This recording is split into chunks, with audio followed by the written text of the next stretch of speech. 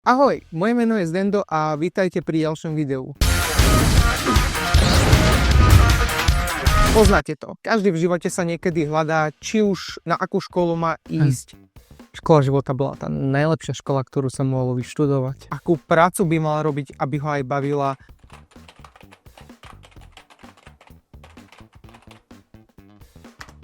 Chodte do Alebo napríklad, či mať alebo nemať deti. Kto mi zjedol poslednú sušienku?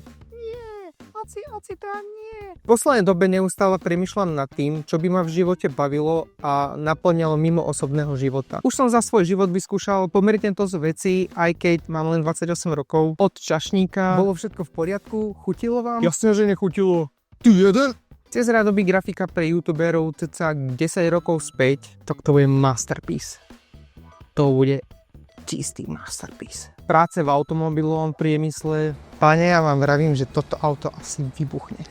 Finančného poradcu. Ja vám vravím, že naozaj je to bezúročne a vôbec vám nemám chuť ukradnúť vaše peniaze. Sekuriťáka, posíte ma dovnútra, na veľké kozy, až po predavačom v obchode.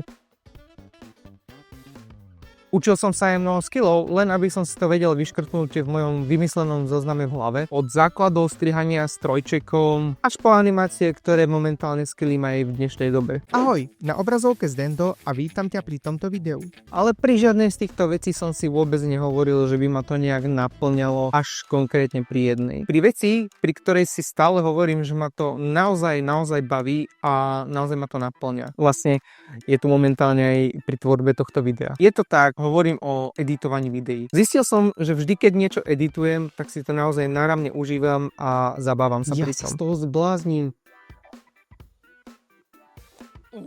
A keď sa naučím nejaký nový skill, som na seba nesmierne hrdý až natoľko, že veľakrát s tým otravujem priateľku, aby som jej to vlastne mohol ukázať, aj keď ju tu vôbec nezaujíma. A keďže som to nikdy nikomu nejak neukazoval a moje videá vôbec nevychádzajú, aj keď mimo videí stále sa s editom hrám, tak som si povedal, že by som sa s tým chcel podeliť aj s vami. Už takmer rok mám vytvorený tento setup, ktorý môžete vidieť za mnou, no nikdy som sa neodvážil nič natočiť. A vlastne ani veľa nápadov nemám. A tu je otázka pre tých, ktorí toto video dopozerali až sem. Bavil by vás takýto formát videí? Alebo by ste chceli ísť na cestu, na ktorú sa momentálne vydávam, a to je učenie sa v animácii. Napíšte dole do komentárov, nech viem.